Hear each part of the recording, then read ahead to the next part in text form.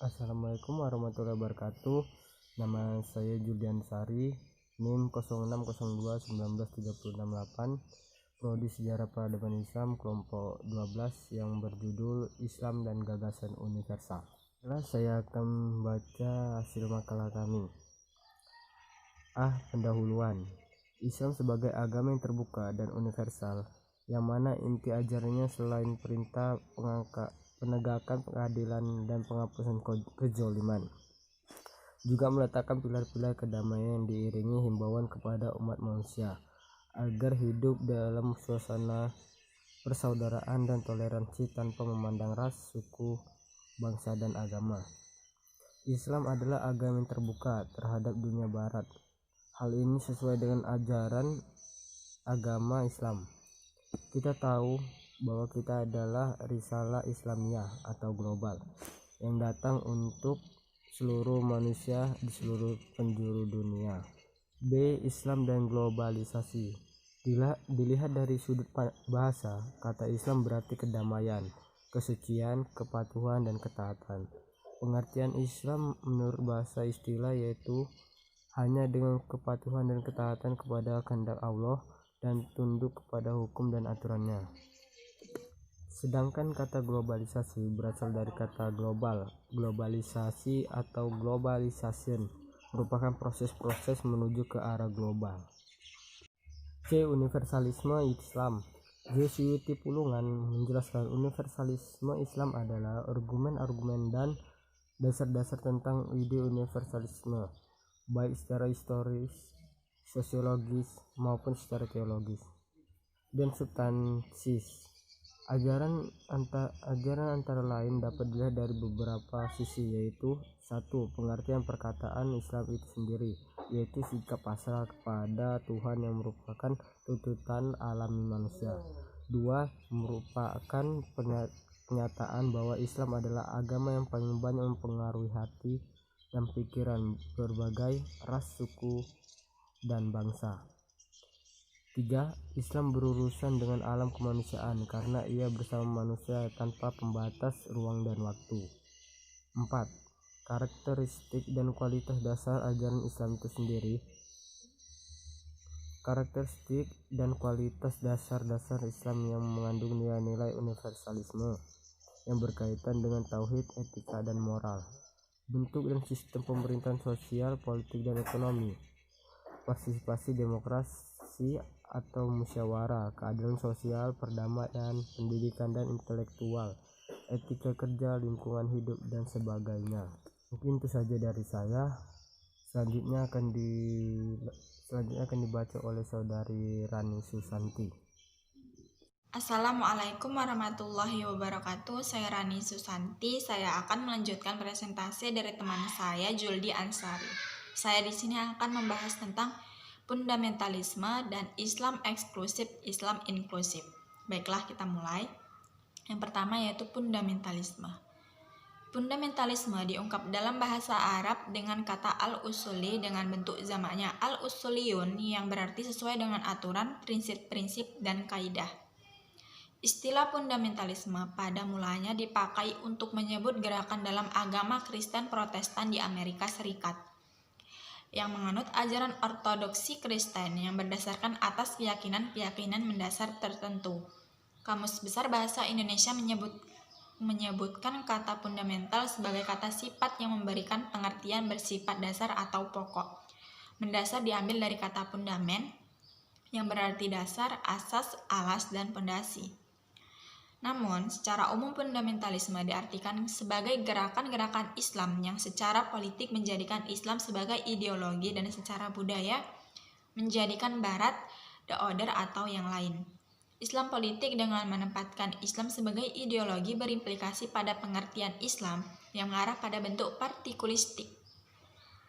Lahirnya gerakan Islam fundamentalisme dilatar belakangi oleh situasi politik, baik di tingkat domestik maupun di tingkat internasional. Ini dapat dibuktikan dengan munculnya gerakan fundamentalisme pada masa akhir Khalifah Ali bin Abi Thalib, di mana situasi dan kondisi politik tidak kondusif. Pada gerakan Muslim fundamentalisme Indonesia, mereka lebih banyak dipengaruhi oleh instabilitas sosial politik, sebagaimana yang dialami oleh Khawarij awal kemunculannya. Dari latar belakang ini tidak heran jika banyak tudingan yang mengatakan bahwa gerakan fundamentalisme Islam merupakan bagian dari politisasi Islam. Karakteristik yang menjadi platform gerakan Islam fundamentalisme ada 4. Yang pertama, mereka cenderung melakukan interpretasi liberal terhadap teks-teks suci agama dan menolak pemahaman kontekstual atas teks agama karena pemahaman seperti ini dianggap akan mereduksi kesucian agama. Dan yang kedua, mereka memonopoli kebenaran atas tafsir agama.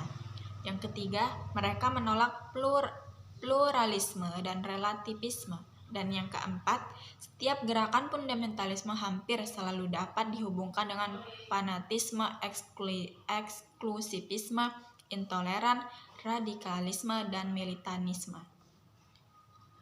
Jadi, dilihat dari substansinya, pandangan, sikap, keyakinan kaum fundamentalisme tidak keluar dari Islam.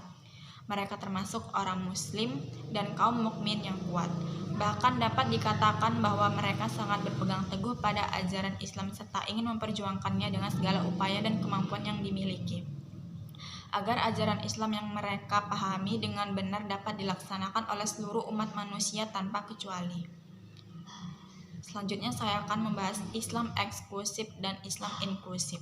Pengertian Islam eksklusif dan Islam inklusif itu berbeda.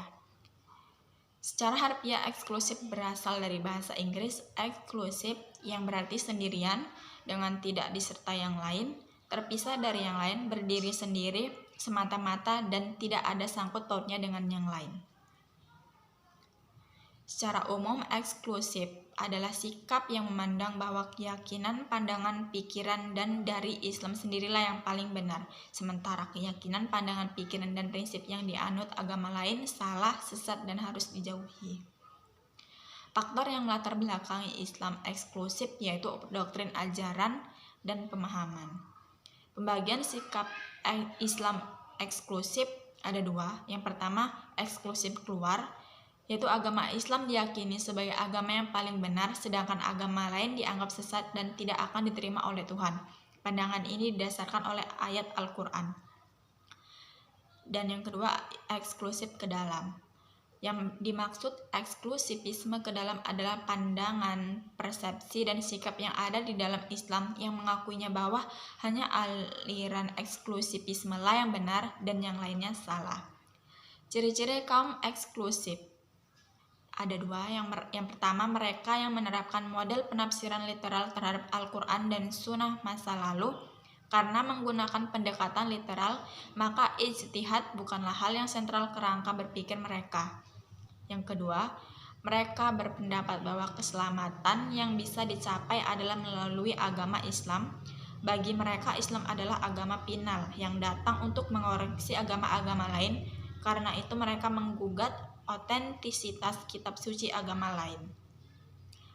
Sedangkan Islam inklusif adalah Islam yang bersifat terbuka.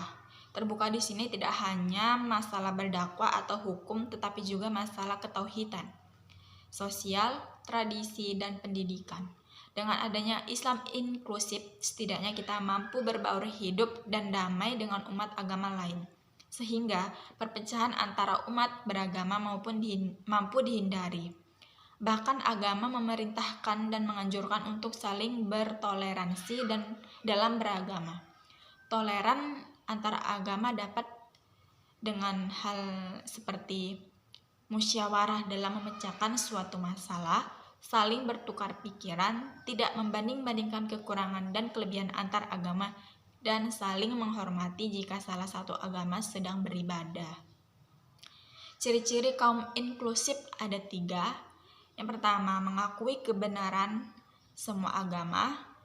Yang kedua, menghormati kebebasan dalam keyakinan. Dan yang ketiga, terbuka terhadap pendapat atau kritikan dari agama lain. Jadi, sikap eksklusif cenderung memandang negatif perbedaan, sedangkan inklusif cenderung memandang positif yang ada. Dampak memandang positif perbedaan adalah memunculkan dorongan atau motivasi untuk mempelajari perbedaan tersebut dan mencari sisi-sisi universalnya guna memperoleh manfaat yang menunjang hidup atau cita-cita. Itulah hasil presentasi dari makalah kelompok 12.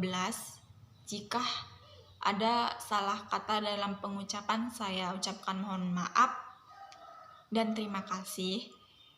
Dan saya akhiri dengan wassalamualaikum warahmatullahi wabarakatuh.